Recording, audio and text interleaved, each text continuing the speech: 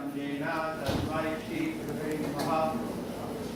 we're offering our respectful obeisances to our spiritual master, Prabhupada, who has very kindly opened our eyes while we were in the darkness of ignorance with the torchlight of knowledge. So what is that knowledge is? By His mercy, we have the knowledge that we are eternal particle of God. Very wonderful news that Prabhupada is giving us. And that we're not meant to undergo the tribulation that we find in this world. We're meant to be joyful, full of knowledge and bliss. So, who can give a better gift? Prabhupada was the storefront there, 26 Second Avenue, was the priceless gift. Was the name of the shop before the devotees occupied. So that sign was still there. Priceless gift. So this is the greatest gift that anyone can get. Therefore, we're very much indebted to Srila Prabhupada. And we can show that genuine gratitude by assisting him. He's so kind that he's given us not only this knowledge, but a way of life that we can dovetail in his service. And so we can attempt to repay him. Of course, we can never fully repay him. For his causeless mercy upon us. But we do have a chance to attempt to please him by assisting him. So this is also Prabhupada's mercy, that he's given us this skyscraper, he said, that we can fill in. And then we have a goal. Otherwise, people without a goal in life, what is there? How can they be satisfied? We give the example of the train. The train is made to take us to our destination. We get on the train and we're sitting there, maybe very comfortable, everything. But without going, we'll become restless. We'll ask the conductor, why are we not moving? The conductor may say, no, what's wrong with you? You're comfortable, everything? No, I get on the train, I want to go. So human form of life, there is a goal. We want to make progress. The Prabhupada has given us that goal. Just like we're reading this morning, like Brahma, he directly had the darshan of the Lord, and the Lord was so pleased with him that he shook his hand. So we can aspire for that goal, to meet the Lord personally. Just like we've met Srila Prabhupada personally, we can also meet Krishna personally. This is what he's telling us. That he is the via media. We can have direct relationship with Krishna by his mercy. And Krishna can come directly and shake our hands if we are qualified. So Prabhupada has given us everything. And he's given this example that we can see how we should qualify. That he was always humble. Once I tell the story also, how Prabhupada showed his humility when I was flattering him. Then he spoke very firmly. He said, no, I am simply a humble servant.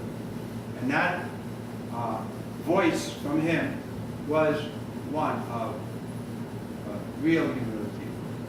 It wasn't nothing artificial. And it touched my heart. It made me feel also humble and unqualified to be in his presence even. So this was his example. And he was taking that risk, you could say, of extending himself, living in the Bowery when he first came to New York. Or at one point, he was living in I'm from Long Island, which is a suburb of New York. I wouldn't even go to the Bowery. That's only derelicts and drunks, and probably was living there. Just to see how much he was extending, ready to sacrifice, to take risk for introducing this Krishna conscious movement. And even 26 Second Avenue, Not a very nice neighborhood. But Prabhupada was living there, opened a storefront, preaching, walking in the Thompson Square Park, which was not too far from there, having kirtans. I once went to that Thompson Square Park. We were living at 61 Second Avenue. Some years later, maybe 1969. And we were leading a small Harinam party. We went to the park, maybe about 8 or 10 of us. And I was playing the cartels, and from across the park, a man came running to us and slapped the cartels out of my hand. And I was thinking, I should punch this guy or something, but then I was thinking, well, I'm leading the kirtan, I don't want to stop the kirtan. So I just kind of sidestepped him, and and I got past him. And he got angry that I got around him, so to speak, and he tried to kick me. And he kicked so hard, but I was moving, so he missed me. And the momentum of his kick, he lost his balance and fell on his back. And then he didn't know what happened. It was like a mystic thing happened. And suddenly he was on his back and smashed him. And he looked around, and he got up and he ran away as fast as he could, like a dog with his tail between his legs. And I think I didn't do anything, but just by going on Harinam. But the point I wanted to make, that Thompson Square Park wasn't a good neighborhood. The kind of people like that were there. And that's where Prabhupada was living. And having this Harinam. Once I came to New Vrindavan, must have been that same year, 1969. And when I was coming, Burjan was leaving. He was one of the first devotees that kind of helped me become a devotee. So he said, oh, you're here. And he said, at that time I was initiated. He said, now when Prabhupada's out there in the field, when you go there, you should go right to where Prabhupada is and pay your obeisances loudly. He likes if we do that. And then, so that's what I did. It was just me and Prabhupada in the field. And I paid my obeisances loudly, and he looked at me and said, oh, where are you coming from? I said, New York. So how are things going in New York? I said, well, Prabhupada, you know, the New York people, sometimes they can be very rude. Because when we were out in town. And Prabhupada said, you're telling me? He was also shocked by the, you know, he came to New York and people were rude to him. Don't think they weren't rude to him. But he was ready to take that austerity just to give us a chance to become Krishna conscious. So we can never really repay that debt. That's the fact. We can never. Therefore, we say we're eternally indebted. And that's good also because we eternally will have a relationship with him to be repaid to trying to repay him. And so that's our eternal position, to be always thinking how to please Srila Prabhupada. At the same time, relationship with Krishna is direct. There's some mystery there. This is described in the end of the 18th chapter, 1875, where it is mentioned that Sanjay said, by the mercy of Vyasa, I was able to see directly Krishna speaking. And the exchange between him and Arjuna. So he could directly see Krishna, but he acknowledged it was only by the mercy of my spiritual master Vyasa. So it's not that the spiritual master gets in the way, and we make him God, we have to worship him as God. No, he is the representative of God.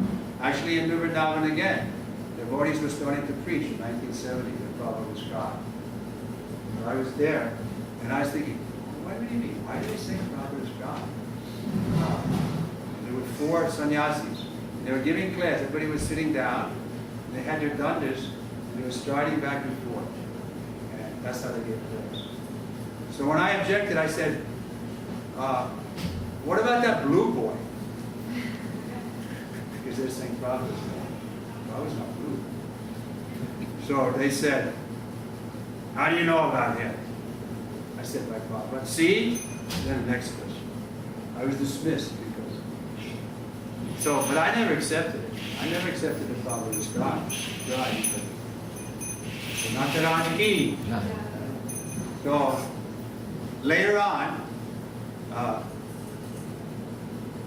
because it was a big incident and those sannyasis were obliged to go out and not stay in any temple.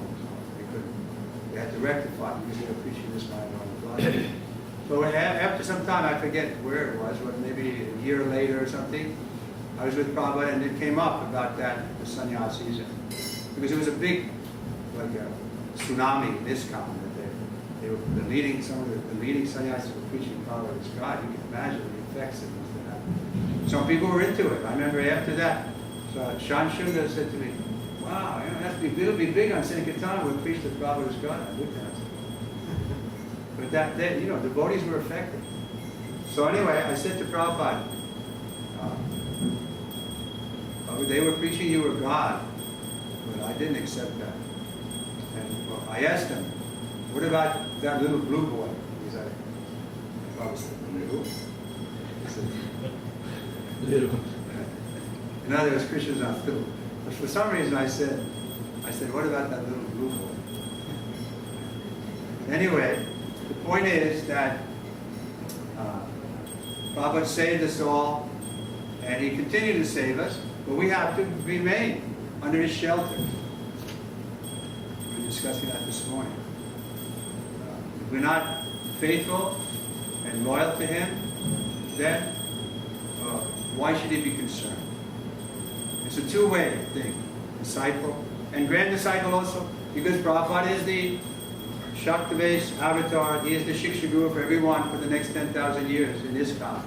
His Murti is here.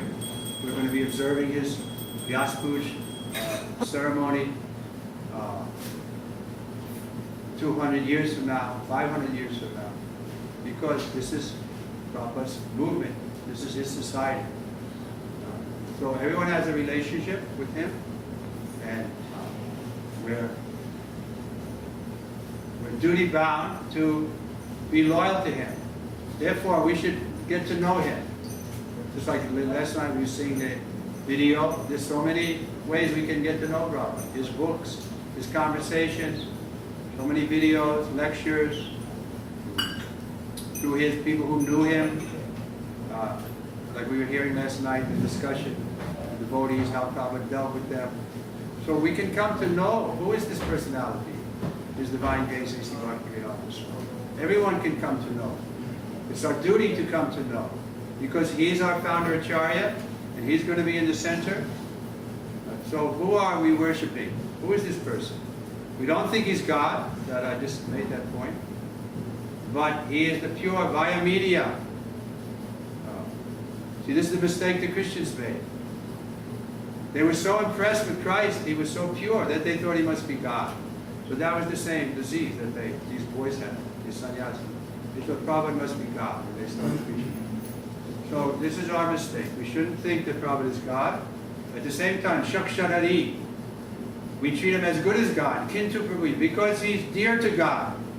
He's so dear to God, so therefore, it's our duty to treat him as good as God. Now we're going to offer Pushpanjali, we offer flowers.